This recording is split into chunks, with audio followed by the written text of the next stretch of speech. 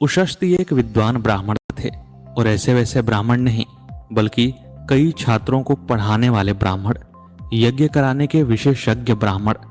पर समय का चक्र बड़ा बलवान है।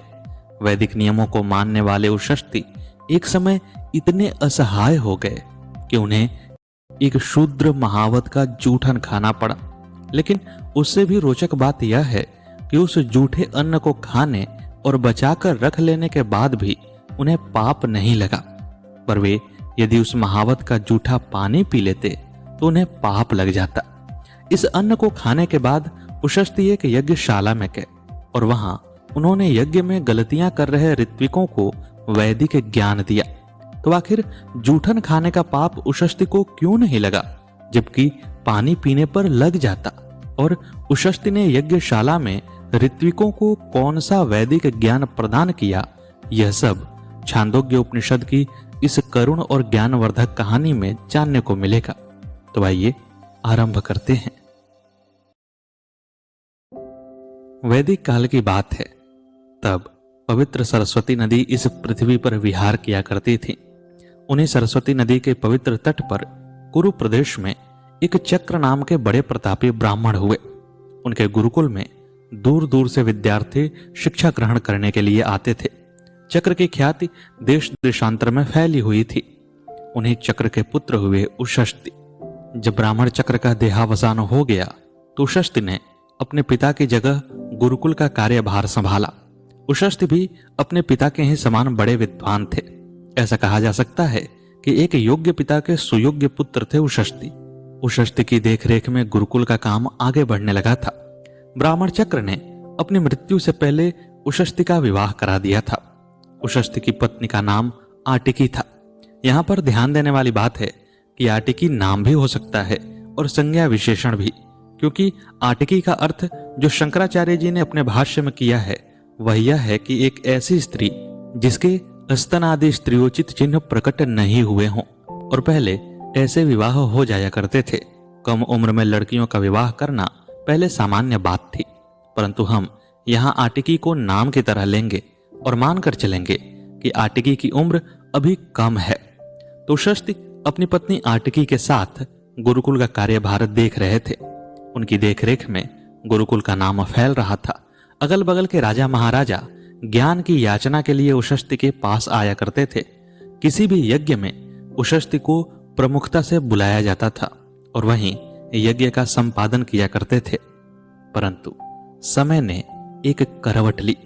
कुरु प्रदेश, जहां पर इंद्र बड़ा प्रसन्न रहा करते थे और उचित वर्षा किया करते थे, वहां पर एक बार इंद्र ने क्रोधित होकर बड़ी भारी वर्षा कर दी।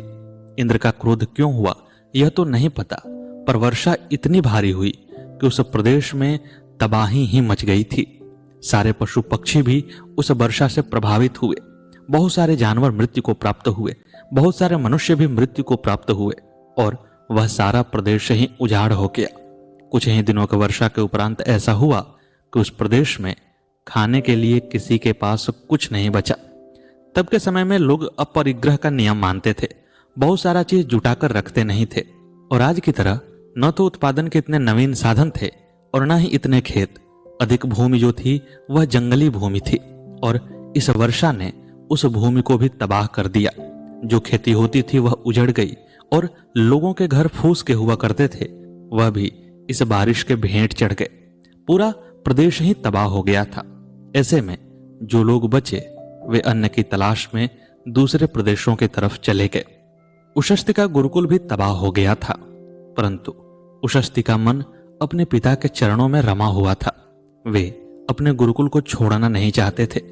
लेकिन यह तो उशस्ती की बात थी।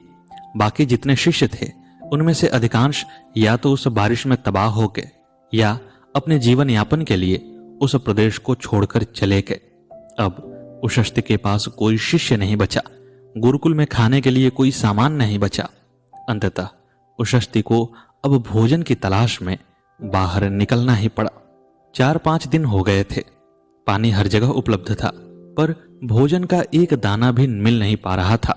ऐसे में उशस्ती अपनी पत्नी आटिकी को लेकर दूसरे प्रदेश की राह पर निकले।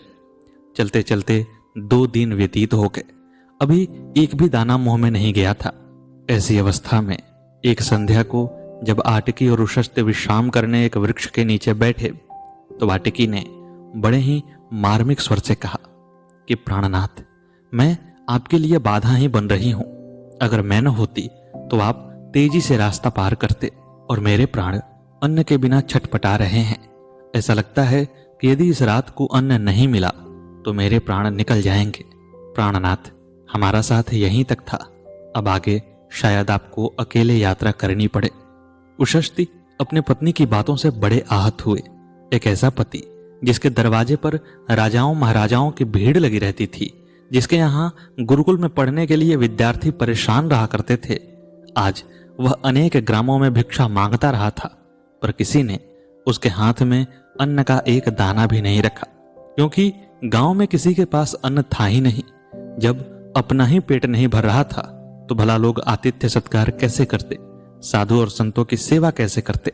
ऐसे में आटिकी के दुख से भरे वचन उशस्ती के मर्मास्थल पर चोट करने लगे थे। वह अंदर ही अंदर रोने लगे, परंतु तभी विधि के विधान ने उनकी सहायता की। पूर्व देश से 2-4 यात्री उसी जगह पर आकर विश्राम करने लगे। उन यात्रियों ने जब आटिकी को भूख से मरते हुए देखा तो उन्हें दया आ गई। उनके पास खाने के लिए थोड़ा सा अन्न बचा हुआ था। वह इतना नहीं था कि वे उस अन्न का दान कर सकें और स्वयं भी तृप्त हो सकें, परंतु उन्होंने अपनी तृप्ति के बारे में नहीं सोचा और आटिकी को थोड़ा सा अन्न प्रदान किया। आटिकी के लिए वे अन्न इस तरह से थे कि मानो तुलसी के सूख रहे पौधे में पानी की जलधार पड़ गई हो। आटिकी के प्राण फिर से प्रसन्न हुए और उशस्ती ने उन यात्रियों को धन्यवाद किया।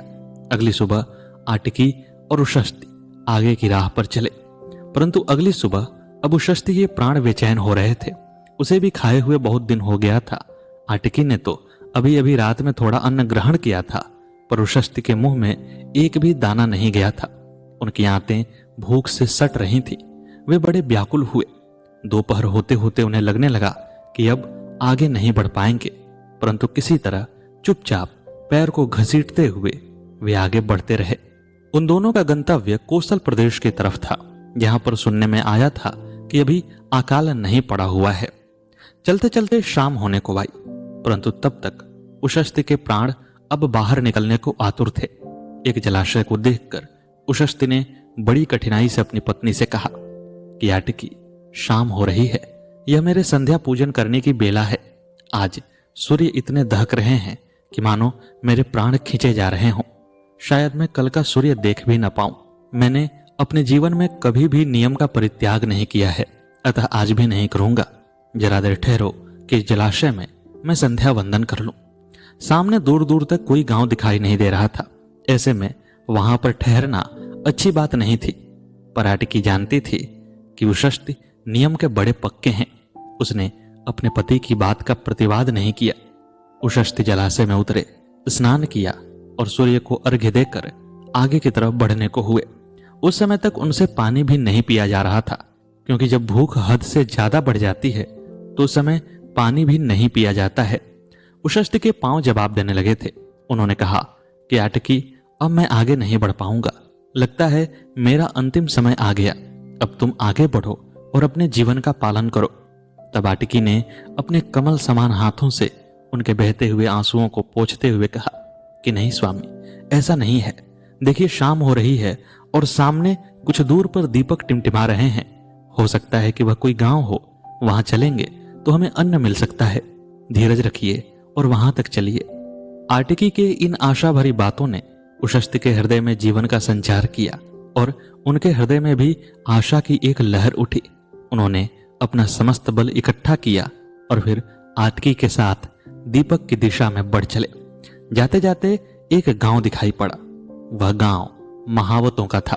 महावत जो कि राजाओं महाराजाओं के लिए हाथियां पकड़ते थे और उन हाथियों को चलाते थे। ऐसे तो महावत राज्य के लिए और युद्ध के लिए बड़े महत्वपूर्ण व्यक्ति थे, पर उन्हें वर्ण व्यवस्था में शूद्र का दर्जा दिया गया था। जैसे महत्वपूर्ण तो लोहार भी थे, दर्जी भी थे, परंतु उन सब को भी शूद्र का ही दर्जा दिया गया था। तो वह शूद्रों का गांव था। आटिकी के साथ बुझते प्राण लिए हुए उशस्ती उस गांव में गए।